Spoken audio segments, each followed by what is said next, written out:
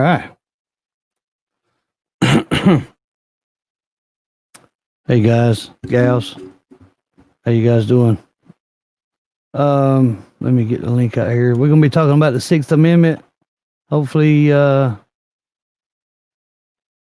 majorly awesome, remembered. So I'm gonna put the link out there. There he is. Okay, I'm getting it right now. We're gonna be talking about the Sixth Amendment. Anybody that wants to discuss it with us, you're more than welcome to come on panel. Now, we got rules. The rules are a little different during a constitutional discussion. No horseplay on the chat. Don't be messing around on the panel. No interruptions. If you want to come up here and talk about the Constitution, by all means, let's do this. And maybe we can all learn together. And make sure you're aware, if you do get on the panel, you will be on Roku. This will be aired on Roku TV.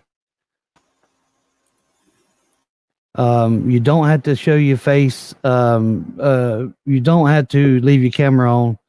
You will need to cut it on so I can see if it's really a person.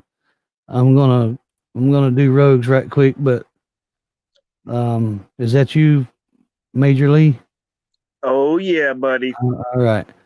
Just a side note, I had somebody come in on Rogue Nation and porn bomb me a couple of days ago, so just be aware of that. Whoever runs panels, it happens. So yep, we can wait a little while longer and let some more people get in here, or you can go ahead and take off with it. I do have a little short. I have a little short clip video that it kind of explains the Sixth Amendment. If you'd like me to play that, Rogue. Yeah, go ahead and play that first, if you would, Jeff. Just a little. It's just a short. Just try to explain it a little bit. Gives everybody a chance to get in here also. In all criminal prosecutions, the accused shall enjoy the right to a speedy and public trial by an impartial jury of the state and district wherein the crime shall have been committed, which district shall have been previously asserted by law, and to be informed of the nature and cause of the accusation, to be confronted with the witnesses against him, to have compulsory process for obtaining witnesses in his favor, and to have the assistance of counsel for his defense. There you go. I can't say hey to everybody in the chat. Just noted, I appreciate you guys being here. The link is pinned at the top of the comments. So whenever you're ready, Major Lee. Let's have everybody on panel say hey. I see Ninja just showed up. Yes, sir. Right on, Chester County, PA. Appreciate you being here. Ninja, Danny Williams, Defend. I am the infamous NC Tyra Hunter. Jeff is here live. Danny Williams, Defend. All right, great. So, yeah, tonight we're talking about the Sixth Amendment, the right to a speedy trial, the right to a trial by your peers, the right to counsel, the right to a fair and impartial, trial jury. And this, again, the Sixth Amendment is a perfect example of a right that's given to us by a society. There's a lot of other societies in the world that don't have the Sixth Amendment. They don't have a right to a speedy trial.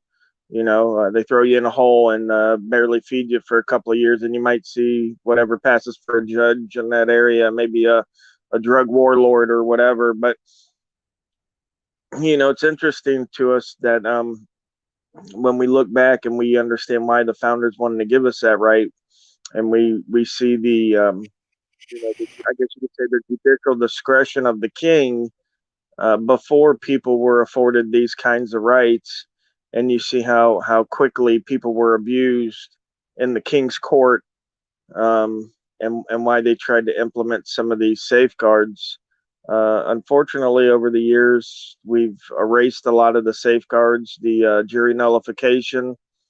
They don't teach any of the citizens about that anymore. They actually, they actively discourage that. So if you ever want to get off jury duty, just ask them about jury nullification, and they'll kick you right off jury duty. But I would suggest that everybody go to jury duty and tell these folks about jury nullification and how it's one of the ways that we could check government power is through the nullification in the court cases on some of the victimless crimes.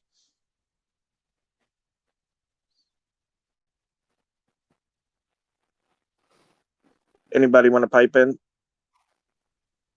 I'm just curious. Okay. Sorry, I was trying to get some mic issues worked out, so I missed a lot. Go ahead. Okay. Go ahead, Danny. Danny, go What I ahead. was going to ask is, okay, you're saying that they changed a few things around, right?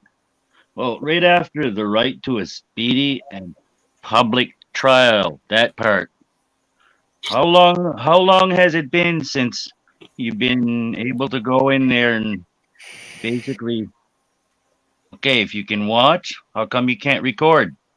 They got a camera in back of the courtroom recording that. How come you can't get access to those camera video? Like, know what I mean? They make it impossible for you. So that public trial part, that's almost gone now. That's Well, what yeah. I got to say. Well, and how they'll justify that and rationalize that away is by saying that anybody's allowed to come into the courtroom, and they're kind of correct in most instances. And anyone of the public can go to the courthouse at any time and sit in on a case. But unfortunately, there's a lot of things, like you said, that have been twisted, like the recording, the being able to keep them accountable. And But not also, only that, Rogue, what I had heard was they want one record, right? Which is the woman that's typing in the little machine up front. They don't want to have multiple records. So there's supposed to be only one record. When, why can't there be more records? How can they stop that? How can the judge stop the camera from coming in? well, again, they rationalize it in many different ways. One way is saying that, publicity is going to hurt the case for the defendant or the state. In some instances, I can agree that, some recording shouldn't be done, like a sexual victims trial or, something like that. Or panning the jury. I mean, I get that. Right. Right. Exactly. So, but I mean, obviously it's gone away from the markers that we set for freedom. And it's gone, closer to the tyranny side of the gauge, I guess you could say. And again, not just in accountability, but when this justice system was started, a jury of your peers meant people that actually knew you and knew the victim. So in other words, they weren't just basing, your life in their hands on a decision of someone that has never met you. So they don't know what kind of person you are, or, you know what I mean? Like, there's always circumstances that can't be, explained away to people that you don't know. Is this guy a hardworking guy? He worked hard all his life. Did he snap and kill that guy because that guy was diddling his daughter? You know what I mean? So there's always, I think, almost forgivable instances of behavior, depending on the situation. But there are instances where you don't have a trial by jury as well, that the judge is the finder of fact in law. Right. Like traffic court or some of these, even in front of a magistrate, when people get arrested. You can't, there's no one else there. There's no recording of it in some cases. Just seems odd. Do you guys want to know? Interject there for a second here, fellas. So when it comes to the court record, yes, I agree. When it said that they're looking to have just one record.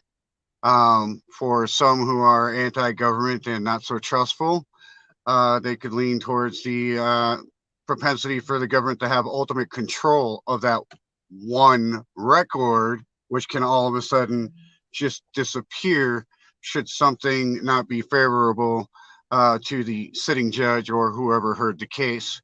However, there are other situations such as a Schultes hearing, when an attorney withdraws from, files a withdrawal motion to withdraw from representing you, in which he is obligated to do by the rules of representation for attorneys at the first light, that he recognizes that there is a conflict.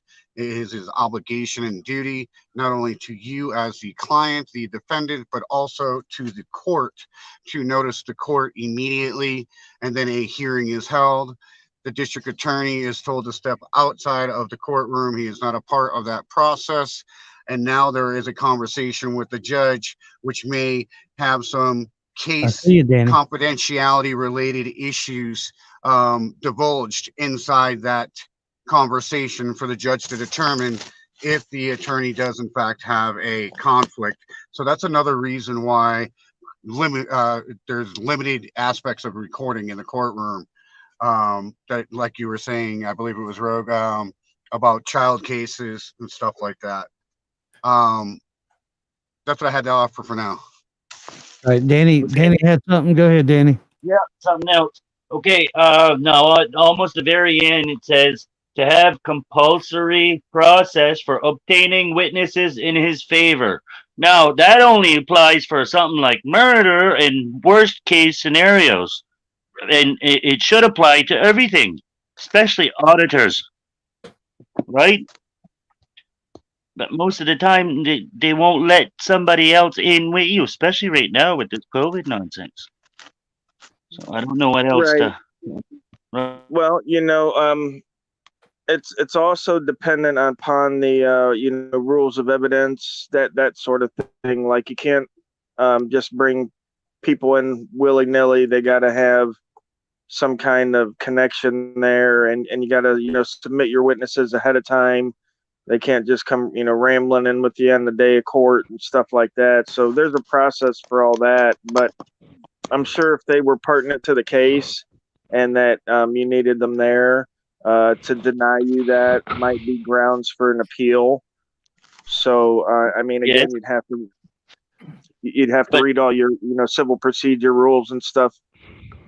Yeah, but that process is flawed because you almost have to ask the judge to have a certain person come in as a witness, and the judge will tell you yes or no, right? And his opinion, if it applies or not. Now, if they're bound and determined to get you arrested and have you do a little bit of time or whatever, they ain't going to allow it for you. Wait, that judge gets to say so over the compulsory witness that's, it's supposed to be compulsory. You're supposed to be able to make that witness come. The judge can determine whether you can't have your witness or not. Well, I think there's naturally a cutoff point. Again, like I said, I don't think you're going to be able to just have 500 witnesses. Yeah. 2-day trial. Yeah. I can understand that. You know what I mean? So there's going to have to be, I think, some kind of I got you. Judge has some say. Some kind of test to make sure again that it's even rational that this person's coming in as a witness. It could be your cousin Joe Bob that heard from a guy down the road that saw it on his dog's TV that he wears around his necklace. You know what I mean? So they're not going to go for that kind of shit all day long. Michael had an eternal smile on his face, right? You got to love that dude. Look, I love this stuff, man. I had to actually stop doing audits because I do it by myself, and I was getting harassed badly, so I had to. Hopefully, I can start back up again soon. Here, I'm on the east coast of Florida in St. Pete, and my first audit, I got arrested, and I don't it know if you know started from that guy there. in the top right. Give him your info. Top right, all right, I got you. He's Yeah, in Florida and man. he has a wicked crew.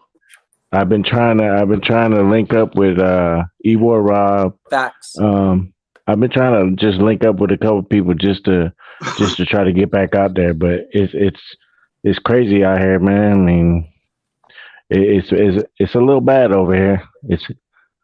But hopefully I can get back out there soon. All right, I don't mean to digress, guys. Yeah, keep your head up, man. Keep your head up. You'll get back out there. Hey, Appreciate Chester it. County had a question, I thought. Yeah, the question I guess that I had in my mind was you have to fill out forms and you have to fill out all this stuff to get a witness in front of the jury or the judge. Yeah. Do you have to? Should there be a reason to hire a lawyer to do that? I mean, how can the common man anymore defend themselves? And is there guidance that's required to be provided by the judge? Chester, the very last sentence of that says you are to be provided counsel. I would assume that he would have to take care of those things. If they're incompetent. No, no. It's not to have counsel. It's just to be assisted by counsel. Okay, Right. they I'm can okay direct with you that. in the right way and everything, but they're just going to assist you. They're not going to help you get out or get off. You know what I mean? They're That's interesting. it's Jeff, complicated. Jeff said something earlier, not today, but another day, and I came in here to hear about that shit from Jeff. Jeff said that you have no more speedy trial because of COVID, and I would like Rogue and other opinions. Jeff, if you want to, if you remember saying that, Jeff. Yeah, I've said it many times. I'm still going to trial over something that happened over a year and a half ago, right? So, and it's because of COVID. You ain't and- the only one, baby. Yeah, and it don't see. I don't understand how they can write new laws because of a so-called pandemic. Well, when you forget about the new charges that you just recently got, they might send you a letter in the mail and say that you forgot to go to court for it because it was like 2 years from now. Yeah, No? right. Yeah, no, it hasn't quite been 2 years, but anyway, I'd like Road to elaborate on that. How can they justify that? Yeah, Rogue, do you think that's unconstitutional? What do you think, Rogue? I'm dying to hear what you think. Well, with the speedy trial aspect, there's a case that kind of, tells you a little about it called Barker versus Wingo. And basically this gentleman, he was, I think him and his friend were indicted for murder and they wanted to try his friend first. So his trial ended up getting pushed out to like 3 years. But during, while the state was asking for a continuance, Mr. Barker wasn't contesting the continuance because he was out on bail. So he was Right. like, yeah, whatever, I get a little bit more freedom. And then when it came up to trial, it was like 3 years later, they tried to contest on the right to a speedy trial. And the court said there that, basically it's kind of subjective,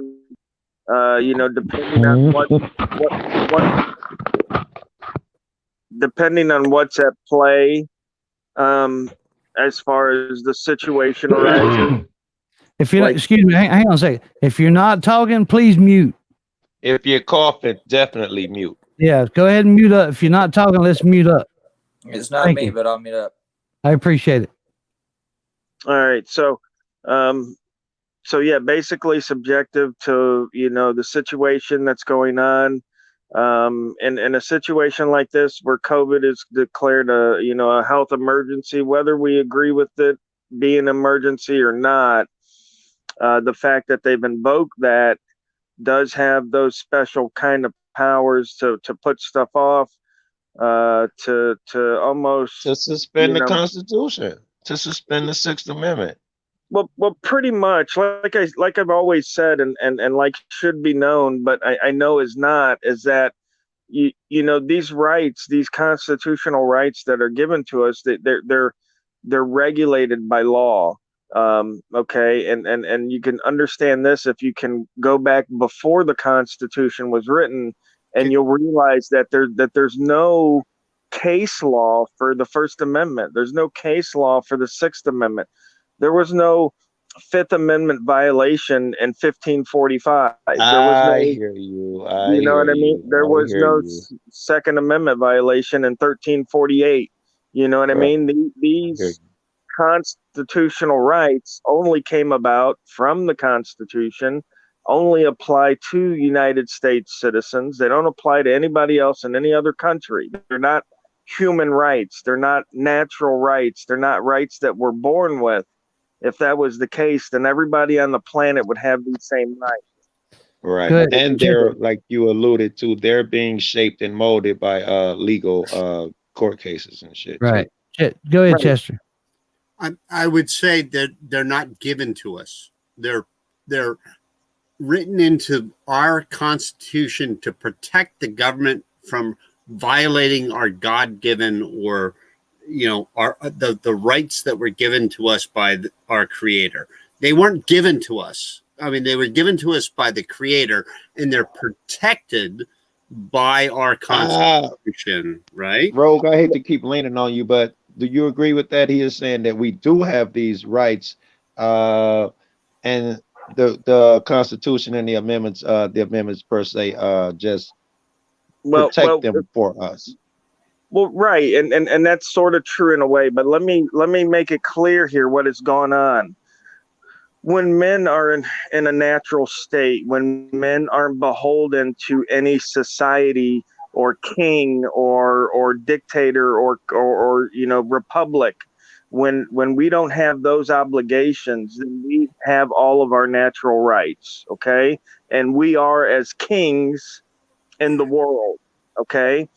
But when we enter into a contract, into society, which every man has today, whether he understands it or whether he believes it or whether he says, oh, I didn't sign shit, whether any of that's true or not, every man alive today that is a citizen of a nation, of a country, has entered into a societal contract. Societal Right? contract. I'd agree Right. with you. Excuse me 1 second. Excuse me, Rogue. Blind Justice, if you'd like to come up here, I would love to hear you up here. So I would hop down if you want to come up here. Just type in chat. I invited him. All right, I'll hop down, okay. PJ. All okay, right. so as I'm going on, so as we enter into this society, we agree, okay, that we can exchange our natural rights for civil rights, okay? And the reason why we do this is because the civil rights are the rights that everybody in the society has deemed appropriate for us to have, okay? But again, they're based on certain conditions. And those conditions are, the public will or the public good. You'll hear that a lot. This bill is based on the public good, or for the public good or because of the public will. And so that's how they move things along. But when I say that they're given to us, what I mean is, for example, if you break the law, they can arrest you, take you to jail, take your rights away, right? You have no rights, correct? Absolutely. Okay. So it seems like it. Right. No, absolutely they can. There's actually a term that you can Google. It's called civilly dead. And basically what happens is if you're, got a life sentence, if there's no possibility that you're ever going to get out of prison, they will declare you civilly dead. Now, there was a story a couple of years ago that some people remember about a young lady whose parents never got her a birth certificate or got her a social security card, and she couldn't prove that she was a United States citizen, right? So she was absent of all those rights, even though she was born in America, grew up in America, because she had no documentation proving that she was born here and is American.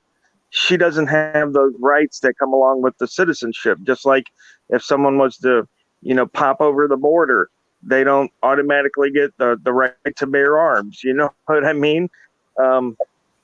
so these rights, I guess you could say maybe supplied to us, okay, based upon the feelings at the time, the goodwill at the time, and that's why even though women were citizens and even though African Americans were citizens, they still had to fight for certain rights that white landowners have had since the very beginning of the country. Okay, so if in fact it was true that these constitutional rights are part of our natural rights, are part of rights that can't be taken, then as soon as women were recognized as United States citizens, as soon as the 14th Amendment came along and African Americans were recognized as citizens, they should have automatically had those rights, right? They shouldn't have had to march in 1964 for these rights. They should have automatically devolved on them because they're human rights, right? They're natural rights. And that right there shows us that rights have to be fought for, okay? Because in a civil society, the government controls what the people are allowed to do or not do, and they could do this through various means. Public health emergencies. They could do it through martial law. I mean, all the president has to do. Yeah, all the president has. All the president has to do is declare martial law.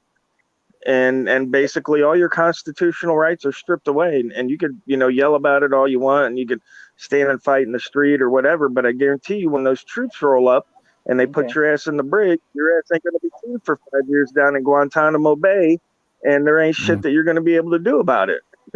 You know what I mean? I don't. Danny had something. Go ahead, Danny. Yeah, I just want to add on to that. Okay, well, basically, right, if they're slowly turning your rights into privileges is what's happening. If they can take your rights away, they're really rights, not privileges. No, you're absolutely right. You know They what I are mean? not right. Right, there are privileges. And listen, Danny, you're on the right track. And here is our first clue, okay? In the 14th Amendment, it states that if you were born or naturalized in the United States, you are a United States citizen. And you are entitled, does it say that you're entitled to all the rights of United States citizens? It does not. It says you are entitled to all the privileges and immunities of a United States citizen. And that's because Danny is right. If they could take something away, it's not technically a right. It's a privilege and an immunity. And that's why we find stuff like driving on the public roads in a motor vehicle to be a privilege. That's why they always say it's a privilege. That's why owning a gun is a privilege. It's a privilege that the people in Chicago didn't have for like 30 years. It's a privilege that some people in other towns don't have as well. So, I mean, this is what I'm Uh-oh, he hit the wrong button. Go ahead, Chester, while he's out. I wanted to ask him a question. Okay, Blind Justice is here now. Blind Justice, can you hear us, bud? Yeah, we can't hear you. I can hear you. Yeah, we got you now. Go ahead. Go ahead, Blind Justice. We can hear you. Yeah, I mean, the Sixth Amendment. I have a few different points on the Sixth Amendment to discuss. I think, assistance of counsel is the verbiage, right? It doesn't specify that that counsel has to be a member of the bar, or that it has to be an attorney registered with anybody, right? It's very plain language. If you want your little brother to be your assistant to counsel, or you want your friend or whoever it is to sit with you and give you counsel, like while you're going through this charade with a judge, you, according to the Sixth Amendment, have that right. But is the judge... That's one issue with the Sixth Amendment. Another one... Is the judge responsible for making sure that you have the appropriate legal defense, right? And have the knowledge to file the papers appropriately. And in the right order. Under the Sixth Amendment? Yeah. Yeah. I don't think it specifies that the judge has any obligation there or any responsibility. Well, who has So that another responsibility? issue with the individual. But the Sixth Amendment says everybody wants to opt. I think what we're working with is a little bit of a lag here. Yeah. Go ahead, Chester. Finish your sentence. I said the Sixth Amendment said you have the right to have the appropriate defense, right? So, who is responsible for assigning that appropriate defense? If you want to do that yourself, who is where is the onus on the appropriate defense? If you want to contact a jurist, whether it's a judge or a lawyer or the DA, do they have to provide you with the information that would allow you to defend yourself because you don't want to do that through someone else? That's my question. So if we're talking You about mean legal counsel? Amendments, legal counsel. Yeah. Well, legal counsel can be, if I want to do it myself or they want to do it for me, right? if we're just talking strictly Sixth Amendment, it doesn't say legal counsel. It doesn't say that there's an onus or responsibility on anybody to make sure you're informed of your rights. It just simply says, Jeff played the little clip at the beginning of this that you have the right to assistance of counsel. It doesn't have to be a lawyer. It doesn't have to be a bar member. It doesn't have to be anything approved by any government body according to the Constitution. Now, there's other amendments that come into play. You have the 7th Amendment. You have the 5th Amendment, the 8th Amendment, the 14th Amendment. All these come into play when you're talking about what's going on in a courtroom. But if we're just strictly talking about the 6th, that's a big issue. Gavin Syme, you guys may be familiar with Gavin Syme's work up in Washington State before he fled the country. He's now living in Mexico in exile with his family. He's been there for a few years. And he left because of this issue, because of the 6th Amendment, because his brother was in court facing charges, and they put in the right, the stupid bullshit request to be able to record. So they got that approved by the judge, and they had recording there on the desk, the defendant's table, and Gavin was there acting as his brother's assistance of counsel. Gavin's not a lawyer, wasn't a part of the bar, and he was standing on the 6th Amendment. And the judge was freaking the fuck out, and she's like, "Well, you keep going, we're gonna hold you in contempt. This is my courtroom." And Gavin goes like, "Well, no, this is the people's courtroom, and the people hold you in contempt." Back to the judge. So, of course they hooked him up, and he had several charges pending with that. And I think that's ultimately what was the impetus for him fleeing the country.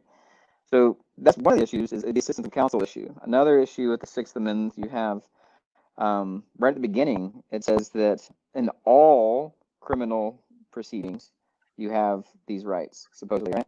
That doesn't, you can't parse that out. The states like to parse it out. Judges and DAs like, oh no, this is it. Somebody takes a traffic court. This is a lower misdemeanor. This is district court, and you don't have speedy trial unless it's something higher. Right? They try to get rid of this speedy trial thing. It's like, no, it says all criminal proceedings, right? It's very plain language. Another issue with the 6th Amendment, you have the right to be informed of the cause and nature of the accusations brought against you. Well, you want some good work on that, go to Mark Stevens, markstevens.net, or Mark Stevens' YouTube channel with the No State Project, and he talks about this a lot. This is one of his key focuses, is for people to challenge traffic tickets, like any kind of charge in court, is focus in on this before you do anything. Pre-trial stuff, like at the first hearing that you have, you go in and you ask very simple questions based on this issue in the 6th Amendment about, hey, judge, do I have the right to be informed of the nature and cause of the charges levied against me? Well, yes, of course you do, because it's the 6th Amendment. Great. Do I have the right to be informed of every element of the charges against me? And if they say no, then they're like, wait a minute, I don't have you get to withhold information about who you're charging with. I thought that the Sixth Amendment is pretty clear. You just said I have the right to be informed, not fully informed, right? Right on. So then if it's fully informed, then that includes all the elements of the charge. And every charge, an element of every charge is jurisdiction. And so that's Mark Stevens' big thing. Like the prosecutor is claiming jurisdiction, the judge is claiming jurisdiction over you, the law enforcement officer is claiming jurisdiction over you. And so the prosecution has the burden of proof. The burden of proof is on him or her to present to the judge. There's on its face, prima facie burden of proof that these basic elements of every charge has to be met. They have to have some kind of evidence to even bring the charges. So if you ask, okay, has the prosecution provided any evidence of jurisdiction? Have they provided any evidence that this cop had jurisdiction to even approach me? No. Oh, well, you were in the state of North Carolina. He's a North Carolina cop. Okay, those are two different things. Is that evidence? Is because I'm in the state of North Carolina, does that mean the state's laws apply? Do you have evidence of that, or is that just your legal argument? You're making a legal argument without evidence. Do you have evidence, prosecutor?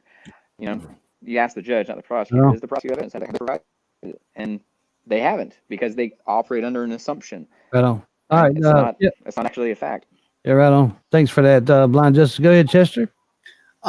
So when you signed up for your driver's license, you signed a contract with a corporation to get your driver's license. Most likely, like I did when I was 16, which is kind of making me think, did I sign up for a contract when I was underage?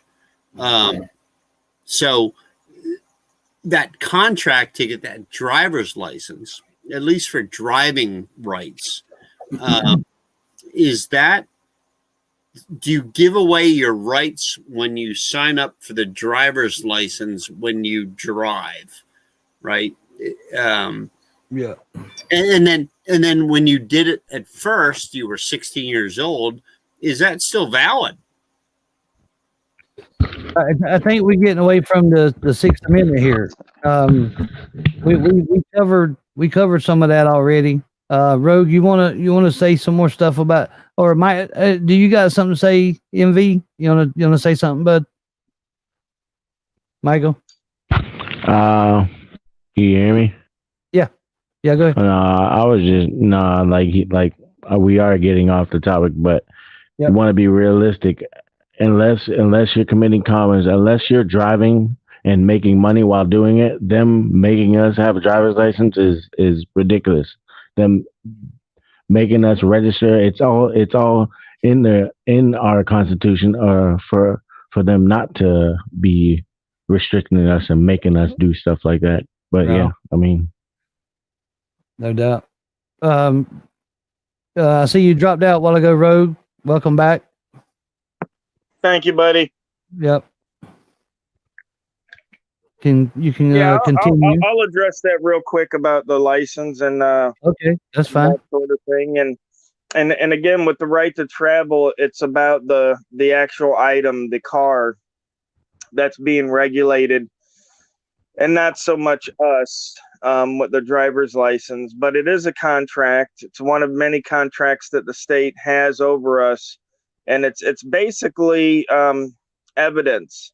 So basically what happens is, from birth on, the state is collecting evidence against you that you are a member of the society. Okay. They're collecting birth certificate. They're collecting social security number. They're collecting driver's license, marriage certificate. All that does is prove in a court of law that you are a member of the United States society. Okay. Intent with what's known as That's not true. domicile is what binds us to the laws. Okay. So, for example, you can't one day say, I'm going to use my social security number, and I'm going to use, the public school system for my kids. And then the next day say, well, those laws don't apply to me. I'm not a citizen.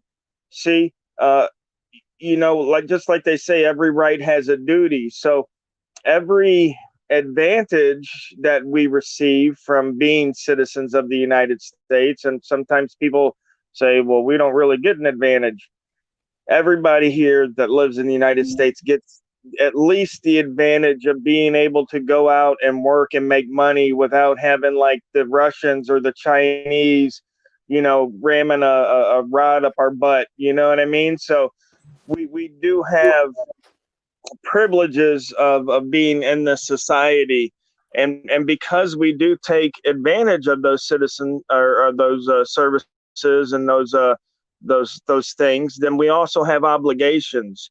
So again, we can't say one day that we're sending our kids to public school and we're paying taxes and we're registering our property with the state, and then the next day saying, well, yeah, those laws don't apply to me, and where's your jurisdiction, and yada yada yada yada. So this is important for people to really grasp, because a lot of times people think that they can just go about their lives the way they always have, and then somehow magically detach themselves from the state and from income tax and all this other stuff. And it's interesting, but it's a tricky just subject. because they have just because the state has some documents, has some papers, whether it be birth certificate or social security card or driver's license, that's not fact. That's not proof of anything. It's not a fact that the laws apply. Like they go off that presumption. They presume that the laws apply simply because there's some piece of paper. Like, well, right, the law is based upon presumption, but I mean, I'll lay it down bare fact for you.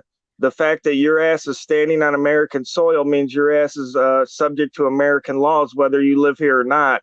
If you're a Russian and you're over here vacationing and you steal my kid's Barbie doll, your ass is going to jail for theft. You don't have to be an American citizen. we're talking about two different things. We're talking about what actually happens in practicality, like, and people doing things with incorrect beliefs or assumption. They're still going to do it, right? Cops think they have the authority and power to kill people, and they do it, right? Does that make it right? Is there an actual factual basis for that presumption? And the answer is no. And so if we challenge that, if we actually stand on principle and challenge it, enough people, then maybe you can get some change. But I'm not hopeful that any of this is going to change, because the system is built to enslave and corrupt, and like by corrupt people. It's enslave the masses to just keep people arguing over rights, my rights, your rights, and rights are an illusion. Like it's a construct.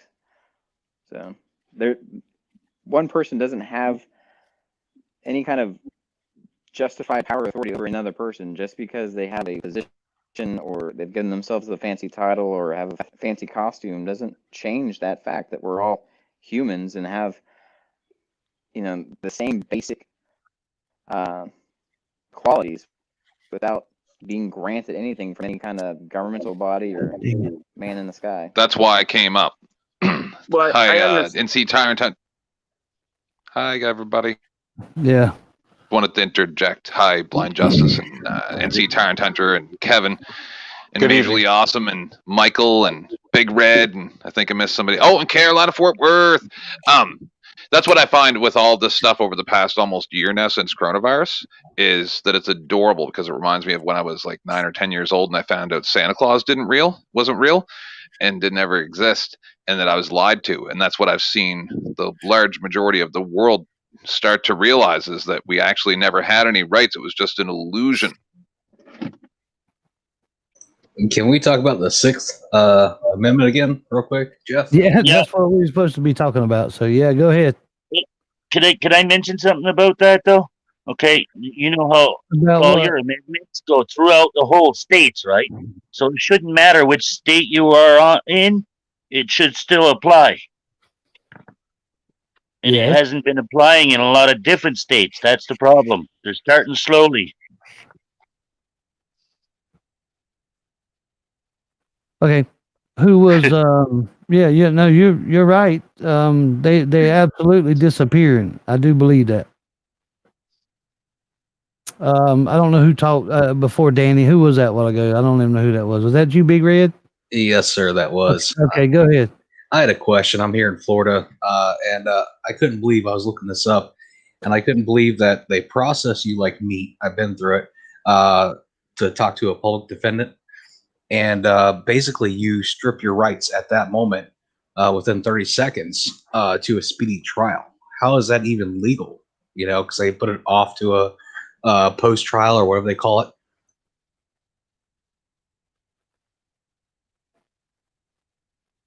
Anybody? The first part's just your plea hearing, right? And Yeah, then but you go back for the real thing. Like if you're gonna defend yourself saying you're not guilty or so on, that well, the real trial happens afterwards. Your first time that you go is only your preliminary hearing, I think. Yeah. It's called yeah, an announcement in Texas. yeah. You got your Here first. too. You got your first appearance rather, in jail or whatever. And second time you go in, you're processed like meat, and you got 30 seconds to talk to your public defendant. At that point, it seems like you, from what I read under the amendments, that you forfeit your rights. I didn't know that, like to a speedy trial, so they can delay it any time after that point. What it seems like. I didn't know if Rogue had anything to say about that in Florida.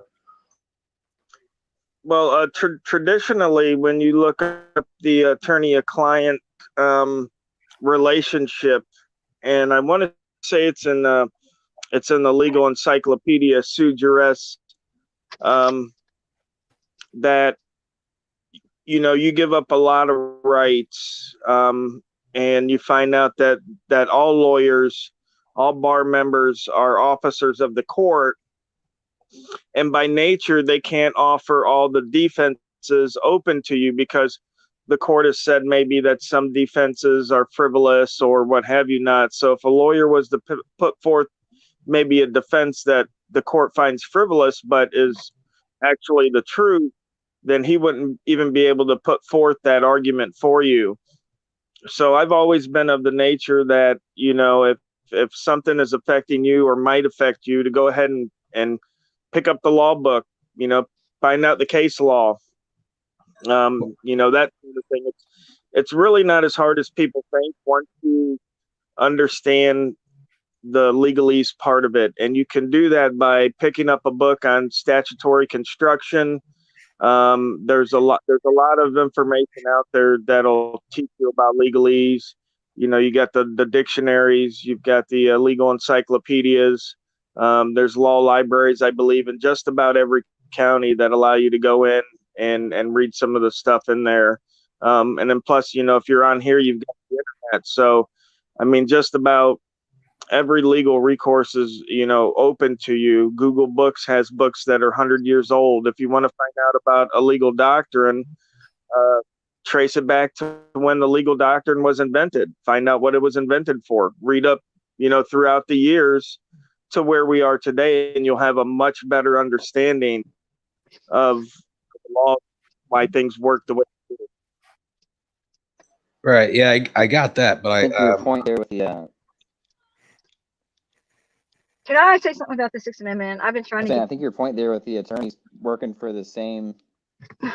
Go ahead, Caroline. Well, here's the thing about the Sixth Amendment. It's one of the most important amendments because it gives you, your right to a lawyer.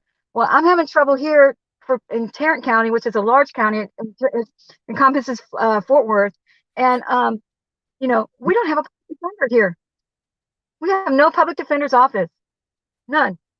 So how are people supposed to get a public defender? Well, this is what happens. Our court system works like this here in Tarrant County. The judge appoints your public defender. Now tell me if that's not something that's biased. First of all, the district attorney's office, the people that are putting you in jail, they have a huge budget. They have all kinds of resources available to them to put you in jail if you've broken a crime. And you who are poor, maybe, or indigent, whatever, you need the public defender. The person that's representing you is appointed by the other side. How fair is that? Can anybody make heads or tails of that one?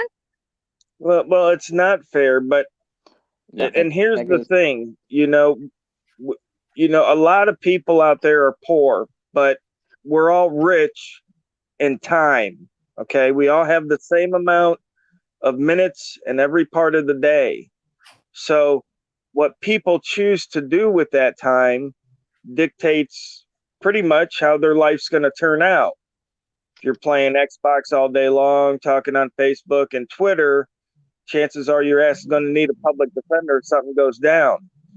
But if you're out there busting through law books, trying to expand your horizon intellectually, chances are you get a charge, 3 months down the road when trial shows up, you might be defending yourself.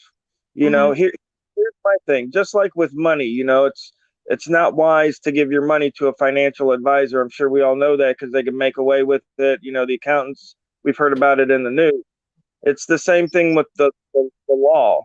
These folks have, detrimental effects on our lives, and probably one of the most costliest things that we'll ever encounter in our life, besides buying a home, is paying legal defense fees or health fees. You know what I mean? It's one of the top things in our life that we'd have to spring for.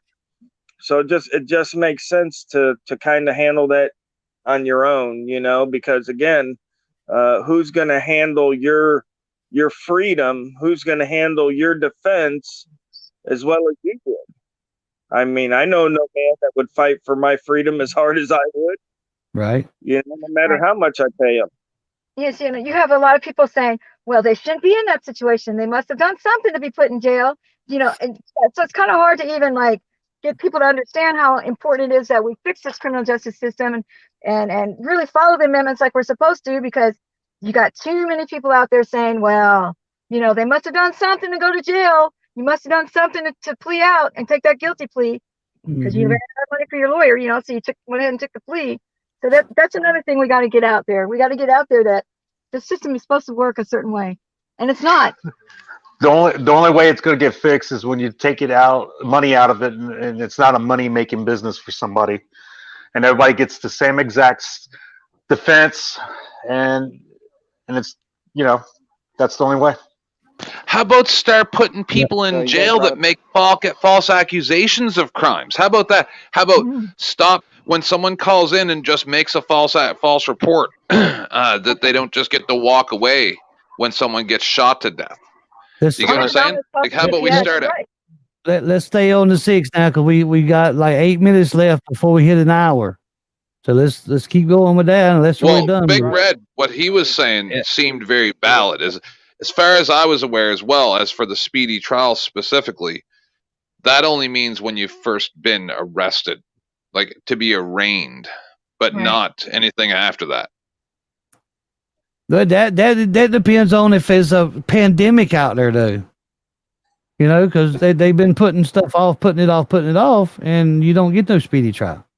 That's what I was going to ask too. I went through Hurricane Charlie, and I was a minor, and I was going through some stuff with my parents, and the courthouse was literally blown away. So what happened there? Yeah, they supposed to find a suitable place to do whole court. That's what they're supposed to do. Well, they were trying to put probation charges on me to go back to my parents' house when I was over 18. Yeah, and I'm like, and make sure where I was at, Right. Can I ask a question right quick to anybody that has ever went through the process? Have you ever enjoyed the right to a speedy trial? Have you ever enjoyed that process? Can't say that I have. No. Hey, Jeff. Yes, Defend. Yes, I was wondering. I've jumped up on panel because I see Robert Goss has made a couple of what look like attempts to try and chime in, and I'd like to hear what his thoughts are on the Sixth Amendment, if possible. Yeah, that's fine. If he wants to chime in, I'm sure he could have spoke up and got a turn. But go ahead. Yeah, no, thank you, Defender. I was fine, but that's okay. I'm happy to say a few things. I think it's a good discussion. I think someone pointed out, and they're absolutely right. It says in all criminal cases, you have a right to counsel. And that means in all cases, you have a right to a lawyer, in my opinion. But as you may know, it doesn't work that way at all in reality. If they aren't serious charges, if you don't face more than a year in jail, in some places 6 months in jail, then there is no right to counsel. So the language doesn't really jive with the reality of what goes on. I also think speedy trial in COVID is going to be, it says unnecessary delay. So of course they're going to say, well, COVID made that this delay necessary. So it's going to push it. And there was a very good discussion earlier. So both with when you get your trial and how long can they delay it if there's an emergency like COVID, and with whether or not you have a lawyer, it's a good discussion about whether or not it truly is a right or a privilege. It ends up being a privilege, and then can you afford it? Yeah, you have a lawyer. Here's your public defender. He has 3,000 other cases. So here again, it's where what looks like a right ends up being a privilege. It's all very interesting, but yeah, thanks, Defend. Yep. A few people have mentioned. I'm sorry. Go ahead, Blind Justice. You got something? Yeah, I was saying a few people have mentioned the fact that I think Rogue mentioned, I think Caroline mentioned, like the issue with the attorneys. This whole bar card carrying members club only. Again, it doesn't specify right to counsel being somebody that holds a bar card. Somebody that's a member of the bar. It doesn't specify that. The other thing that they mentioned is that they work for the state, right? The prosecutor works for the state. Your defense attorney is a officer of the court, and the court is an element of the state. It's an agency of the state, right? So another part of the Sixth Amendment talks about having an impartial jury. Well, how the fuck do you get an impartial jury, right? When you have the clowns that are picking the jury pool, right? From the jury pool to pick the jury are all state actors. They all work for the fucking state. They're employed. The judge is employed by the state. The prosecutor is employed by the state, right? They all have a conflict of interest. How do you have an impartial group of people that is supposed to judge you? Not just setting that aside, like the people are probably have been indoctrinated and been taught by the state, right? And schooling. So they've been taught by the same employer. They have the same indoctrination of the state. So it's not impartial at all. You have people that have been indoctrinated by the state who are picked by cult representatives of the state, and you're being prosecuted by representatives of the state. So how is there any kind of impartiality in this current system? It's just not there. And that's one of the things, one of the wordings in the Sixth Amendment, that you have the right to an impartial jury. Well, you don't have any kind of impartiality in this fucked up just us system. They're all bought. They say from that state, right? Let me touch on something real quick that Blind Justice said, and possibly not a lot of people will know this, but when the justice system actually started out, there were no state attorneys, there were no public defenders. So basically what happened was when a citizen had a claim that's actionable, like his person or his property was damaged or injured, then he himself would be the prosecuting attorney for the case. And then you, as the defendant, would usually end up defending yourself. There wasn't a lot of lawyers back here in that time frame that we see today. And as the justice system grew, as more people, the country grew, there was a need for, supposedly even-handed justice, yada, yada, yada. And that's, where we find ourselves at today. But, it's important that we understand and realize that it was lawyers that wrote the Constitution. It was lawyers that ran, the Senate and the House back then, the judiciary. It's lawyers that ran those institutions today. And so really, when you look at it, it's lawyers that have ran our country and pretty much have always ran our country. And they make the laws. Nancy Pelosi isn't, staying up late at night with the Sanka coffee, typing up a 400-page bill. Okay.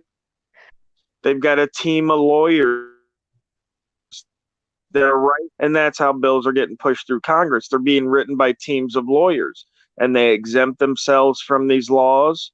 And, when it, one of the laws are broken, it's litigated by one of their fellow bar card members, So, and again, The state of Florida doesn't disbar anybody. It doesn't even have that authority. The Florida bar disbars Florida attorneys. You know what I mean? It's a private membership. It's a private union. It would almost be like, the Teamsters, except the Teamsters actually have some kind of state and government oversight, whereas the bar pretty much does not. And if it does, it's usually the Supreme Court of the state, who again are bar members, So like in Florida, the state Supreme Court has a lot of control over the Florida State Bar.